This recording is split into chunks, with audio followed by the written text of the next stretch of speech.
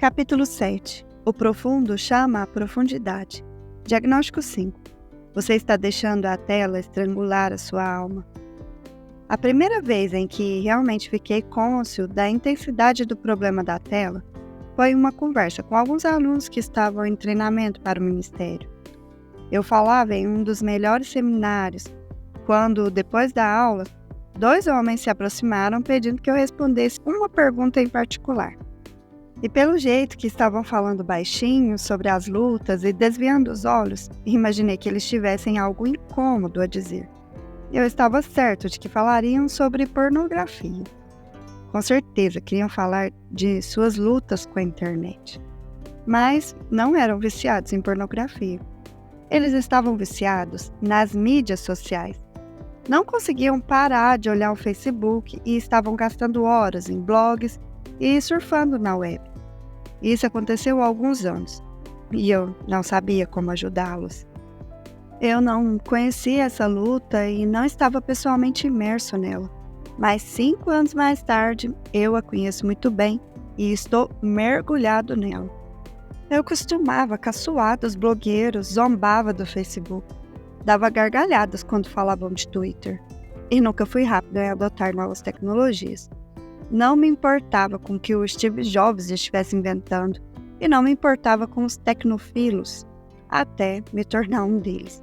Agora, eu tenho um blog, uma página no Facebook, um Twitter, um Bluetooth headset, iPhone, iPad, Wi-Fi no trabalho e em casa, TV a cabo, Wii, Blu-ray, múltiplas contas de e-mail e mensagens ilimitadas.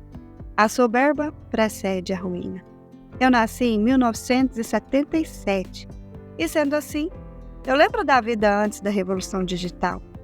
Na faculdade, nós tínhamos de ir ao laboratório de computação para entrar na internet, que não era uma grande coisa, porque nada acontecia no e-mail e eu não via nada de interessante online.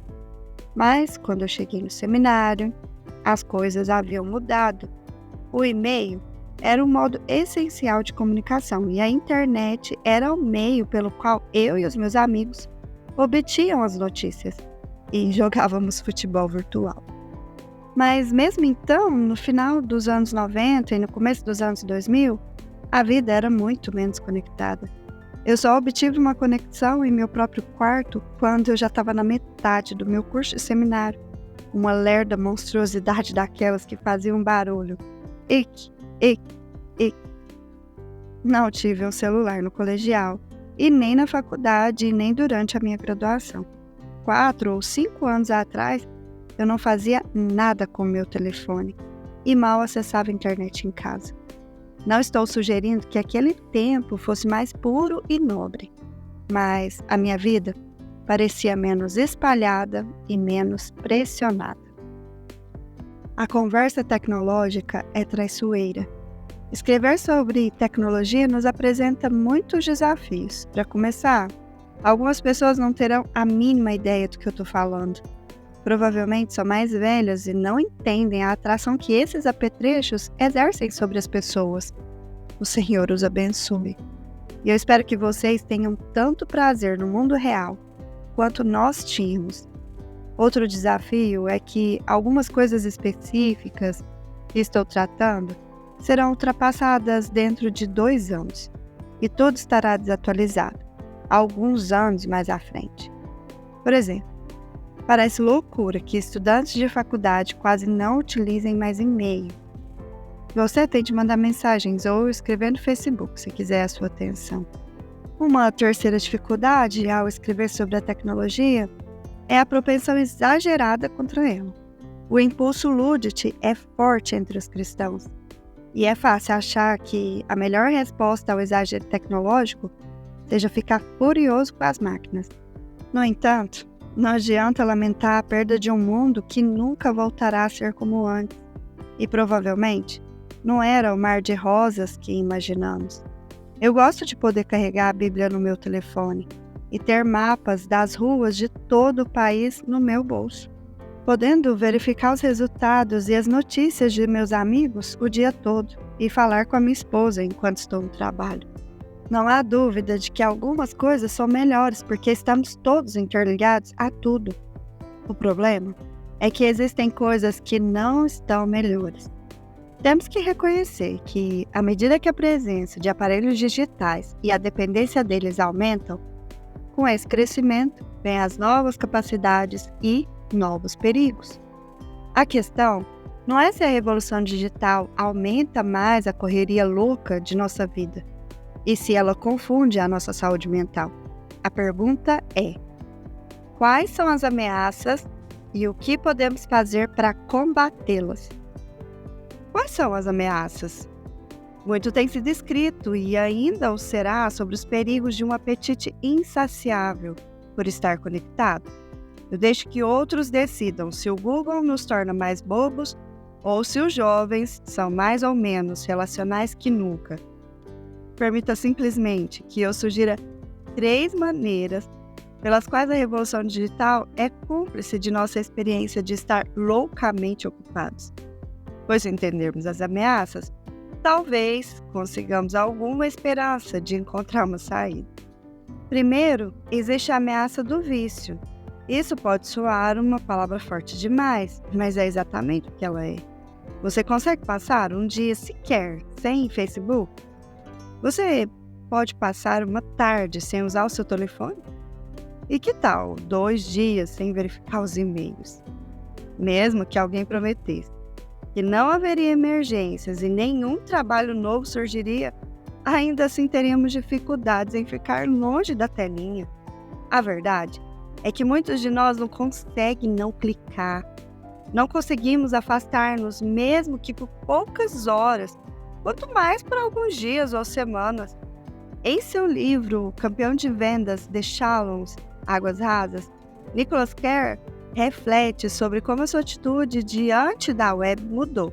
Em 2005, o ano que ele diz que a web passou a ser 2.0, ele descobriu ser divertidíssima a experiência digital. Amava ver como bloguear, sucatear o aparato de publicações tradicionais.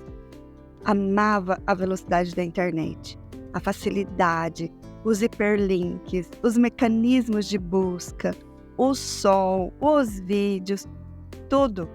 Mas então, lembra-se ele, uma serpente de dúvidas deslizou para o interior do meu infoparaíso. Ele percebeu que a net controlava a sua vida de uma maneira que o seu computador pessoal tradicional jamais fizera. Os seus hábitos estavam mudando, morfando para acomodar-se ao estilo de vida digital. Ele tornou-se dependente da internet para informações e atividades. Ele descobriu que sua capacidade de prestar atenção diminuía visivelmente. No começo, pensei que o problema era um sintoma da decrepitude mental da meia-idade, mas percebi que meu cérebro não estava apenas vagueando, estava faminto, exigia ser alimentado do jeito que a net o alimentava. E quanto mais era alimentado, mais fome tinha. Mesmo quando eu estava longe de meu computador, ansiava por verificar o e-mail, clicar em links, pesquisar alguma coisa no Google. Eu queria estar conectado. Já observei que o mesmo acontece comigo nos últimos anos. Eu não consigo trabalhar mais do que 15 minutos sem ficar ansioso por verificar os meus e-mails, dar uma olhadela em um blog ou me envolver com o Twitter. É um sentimento terrível. Em um pós-lúdio do livro The Shallows, Carr explica que após o lançamento do seu livro, ele recebeu notas de dezenas de pessoas, geralmente por e-mail, que queriam contar as suas próprias histórias de como a web tinha espalhado sua atenção, secado sua memória, transformando-os em beliscadores compulsivos de salgadinhos da informática. Um moço de último ano da faculdade mandou-lhe um bilhete comprido, descrevendo como lutava com uma de moderada a intensa forma de dependência da internet, desde o 3º ano do ensino fundamental. Eu sou incapaz de focar qualquer coisa de forma profunda ou detalhada, escreveu o estudante. A única coisa que a minha mente consegue, na verdade, a única coisa que a minha cabeça quer, é ligar de novo aquele ataque distraído e frenético de informação online. Isso, ele confessava ainda que tivesse certeza de que todos os momentos mais felizes e realizados da minha vida tenham envolvido uma prolongada separação da internet. Muitos de nós estamos simplesmente vencidos, hora após hora, dia após dia, pelo impulso de estar ligados à rede. Como cristãos, sabemos que aquilo que domina a pessoa é isso que a escraviza. Aquele que é vencido fica escravo do vencedor. 2 Pedro 2,19. Segundo, existe uma ameaça de assédio. Assédio é uma palavra antiga, grosseiramente equivalente à indolência ou apatia. Não é sinônimo de desocupado e nem mesmo de preguiça. Assédio sugere indiferença e esquecimento espiritual. É como a noite escura da alma, só que com mais não sei o que, mais banalidade, menos interesse. Conforme Richard John Neuhaus explica, assédio é noite sem fim obliterada pela televisão, fins de dia que não são nem entretenimento e nem educativos, mas de defesa narcotizada contra o tempo e contra o dever. Acima de tudo, assédio é apatia, a recusa de envolver-se na compaixão de outras vidas e da vida de Deus junto ao próximo. Para muitos dentre nós, muitos demais, a correria, agitação e alvoroço da atividade eletrônica é uma triste expressão de assédio mais profunda. Sentimos-nos ocupados, mas não com hobby, recreação ou jogos. Estamos ocupados com a condição de ocupação desenfreada. Em vez de procurar saber o que fazer com os nossos momentos e horas livres, contentamos-nos em nadar em águas rasas e gastar o nosso tempo com simplesmente passar o tempo. Quantos de nós, acostumados à assédia de nossa era, sentimos a estranha mistura de ocupação desenfreada e sem vida? Sempre estamos movimentando os nossos dedos, mas muito raramente movimentamos a nossa mente. Fazemos constantes downloads de informações, mas raramente nos aprofundamos no que está no fundo de nosso coração. Isso é assédio, falta de propósito disfarçado de comoção constante. Tudo isso conduz diretamente ao terceiro perigo de nosso mundo digital, o perigo de que nunca estamos sós. Quando digo nunca sós, eu não estou me referindo a algum Big Brother a nos vigiar ou a ameaça de quebra de sigilo ou segurança. Eu estou falando de nosso desejo de nunca estar sozinho.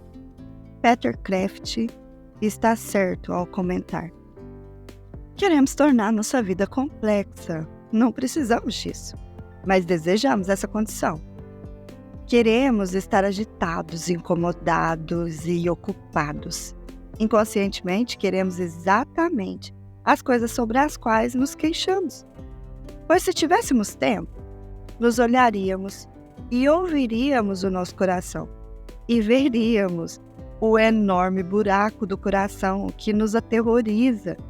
E esse abismo é tão grande que só Deus o poderá preencher. Às vezes, indago se ando ocupado porque cheguei a crer na mentira de que uma ocupação doida é a razão de ser. Nada faz com que você seja mais ocupado o tempo todo com qualquer pessoa e em qualquer lugar que ter o mundo inteiro num pequeno retângulo preto em seu bolso. Em seu livro Hamlet, BlackBerry, o celular de Hamlet, William Powers compara a nossa era digital a um salão gigantesco. E nesse salão estão mais de 1 bilhão de pessoas. Mas, a despeito de seu tamanho, todo mundo está muito próximo a todo mundo. A qualquer momento, alguém pode vir e cutucar o seu ombro. Um texto, um toque, um comentário, uma tweetada, uma postagem, uma mensagem, um novo link. Algumas pessoas se aproximam para falar de negócios, outras se queixam, outras contam segredos, outras flertam, outras querem vender-lhe alguma coisa, outras desejam dar informações, outras apenas querem dizer o que estão pensando ou fazendo. E isso acontece de dia e de noite. Powers o chama de Festival Contínuo de Interação Humana. Temos um imenso prazer neste salão, por um tempo. Porém, eventualmente, nos cansamos do barulho incessante. Lutamos por encontrar um recanto pessoal. Alguém nos cutuca enquanto estamos comendo, enquanto estamos dormindo, enquanto estamos em um encontro. Até mesmo quando estamos no banheiro, nos incomodam. Então, resolvemos tirar férias. Só um curto feriado. Mas parece que ninguém mais sabe onde fica a saída. Ninguém mais parece interessado em deixar o salão. Na verdade, parecem todos irritados, porque parece que você não quer ficar no salão. E mesmo que você consiga achar a saída e espie por essa abertura, vendo o mundo encantado lá fora, você não tem certeza como será a vida do outro lado. É um salto de fé deixar o salão e ver o que acontece. O ponto da parábola de Powers devia ser autoevidente. Como o Anel de Tolkien, amamos esse salão ao mesmo tempo em que o odiamos. Queremos respirar o ar não poluído da independência digital, mas, cada vez mais, aquele salão é tudo o que conhecemos. Como sair desse salão quando todo o resto do mundo está se acomodado a ele?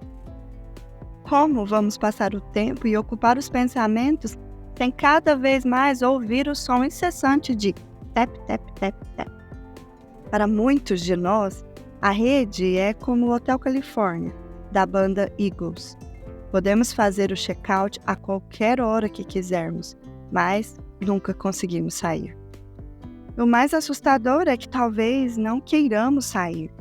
E se preferirmos os ruídos sem fim, em vez de o som ensurdecedor do silêncio? E se não quisermos ouvir a calma e suave voz de Deus?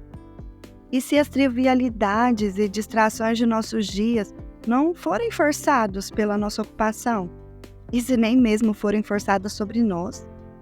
E se escolhermos ser ocupados para que continuemos vivendo pelo trivial e pelo que nos distrai? Se a ocupação digital é inimiga da profundidade, então estamos fadados a ficar presos no lodo raso, desde que nunca estejamos sós. Nossa era digital dá nova relevância à famosa linha de Pascal. Tenho dito com frequência que a única causa da infidelidade do homem está no fato dele não saber ficar quieto em seu quarto, ou ficar fora daquele salão, se nos valermos da ilustração. O que podemos fazer? E agora o quê? Se é este o mundo em que vivemos, e se são esses os perigos, qual é a nossa resposta? O que podemos fazer? Permita que eu ofereça várias ideias, algumas principalmente práticas, outras mais explicitamente teológicas. Cultive uma saudável suspeita da tecnologia e do progresso. Já afirmei que a tecnologia melhora a nossa vida de muitas formas. Portanto, não estou sugerindo que renunciemos qualquer coisa que tenha uma tomada de liga e desliga, embora isso pudesse tornar menos irritante o voo. Mas poderíamos viver com um pouco mais de distância da tecnologia, um pouco mais de consciência de que a vida existia antes de existirem as últimas inovações tecnológicas e que pode existir vida sem elas. A admoestação de Neil Postman é sábia. A tecnologia jamais deverá ser aceita como parte da ordem natural das coisas. Temos de entender que toda tecnologia, desde uma prova de QI até um automóvel, ou de um televisor até um computador, é produto de contexto econômico e político particular e leva consigo um programa, uma agenda e uma filosofia que pode ou não enriquecer a sua vida e, portanto, requer escrutínio, crítica e controle. Pense mais e seja mais compreensível em suas conexões com outros. Recentemente, notei que um amigo, após enviar e-mails incrivelmente elegantes, estava ligando-os a links no final de suas mensagens. Durante algumas semanas, eu ignorei as mensagens. Estava ocupado demais, mas eventualmente a curiosidade me pegou e cliquei o link. Para minha surpresa, o link tinha conselhos muito úteis sobre como reduzir o tempo perdido com e-mail. Não faça perguntas de final aberto, não envie de volta réplicas sem conteúdo, não curta sem uma boa razão, não espere resposta imediata. É incrível como funciona a minha impaciência. Se eu mando uma mensagem a alguém, eu espero resposta dentro de segundos. Quando eu respondo e-mails, eu posso admitir umas 2 horas de espera. Mas se eu envio para os amigos, eu espero ouvir de volta em questão de minutos. Cortar um pouco a nossa ocupação desenfreada é um projeto contrário. Temos de permitir respostas mais vagarosas e respostas mais curtas, como não sendo rudes. Não espere que cada cutucada ou outra pessoa tenha de virar a cabeça dela. Utilize deliberadamente a tecnologia antiga. Se você não quiser ser dependente de seus aparelhos digitais, você tem de se esforçar para viver sem eles. Leia um livro de verdade. Escreva uma carta no papel. Compre uma boa caneta. Ligue para alguém por telefone. Procure alguma coisa no dicionário. Dirija com o rádio desligado e o iPod desconectado. Faça uma corrida sem música. Pare em uma loja real, sem vendas online. O alvo não é ser esquisito, mas reaprender algumas práticas que poderão ser mais agradáveis do jeito antiquado. Imponha seus limites e lute com todas as suas forças para protegê-los. O passo mais simples para quebrar a tirania da tela também é o mais difícil. Não podemos estar conectados todo o tempo. Temos de parar de levar o nosso telefone para a cama.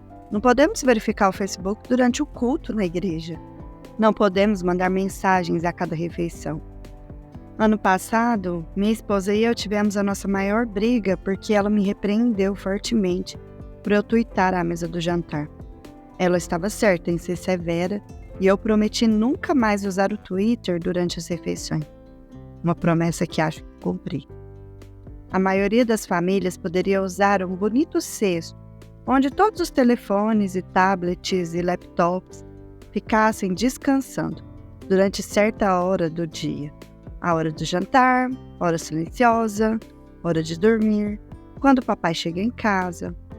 A maioria de nós está precisando há muito tempo de sábados de descanso da telinha, segmentos do dia, até mesmo dias inteiros. Quando não estaremos na linha do tempo ou em frente de algum aparelho eletrônico. E a maioria de nós encontraria renovada liberdade se não checasse o telefone como a última e a primeira coisa que fazemos a cada dia. Entre todos os pequenos maus hábitos que tenho, que contribuíram para a minha condição de ocupação desenfreada, provavelmente o pior é o hábito de verificar os meus e-mails logo antes de ir para a cama e checá-los tão logo eu acorde. Faça com que a nossa tecnologia cristã tenha influência sobre esses perigos da era digital. Conquanto as sugestões de bom senso sejam sempre bem-vindas, os nossos problemas mais profundos só podem ser solucionados com a verdade mais profunda. Devido à doutrina da criação, temos de afirmar que artefatos feitos pelo homem podem ser instrumentos para o florescimento humano e para a glória de Deus. Portanto, não descartamos imediatamente todas as novas tecnologias, mas porque temos um Deus que nos escolheu na eternidade passada e vê um dia como 1000 anos e 1000 anos como um dia, não seremos enfatuados com as últimas tendências e modas. E devido à encarnação, entendemos que não existe substituto para o relacionamento entre pessoas reais em lugares fisicamente existentes. Assim, não aceitamos encontros virtuais como substitutos adequados para relacionamento de carne e sangue. Da mesma forma, porque compreendemos o nosso valor como portadores da imagem de Deus e nossa identidade como filhos de Deus, não buscaremos a internet para provar que somos importantes, valiosos e amados. Por reconhecermos a presença do pecado que em nós habita, não ficaremos cegos às idolatrias e tentações em potencial, às quais é possível sucumbir na rede. E por saber que somos criaturas caídas, aceitaremos as limitações de nossa condição humana. Não é possível ter relacionamento significativo com milhares de pessoas. Na verdade, não podemos realmente saber o que está acontecendo no mundo. Não podemos estar ao mesmo tempo aqui e ali de verdade. O maior engano de nossa era digital talvez seja a mentira de que podemos ser onicompetentes, oniinformados e onipresentes. Não podemos ser nada disso. Temos de assumir a nossa ausência, nossa incapacidade e nossa ignorância e escolher com sabedoria. Quanto mais cedo abraçarmos a nossa finitude, mais cedo estaremos livres.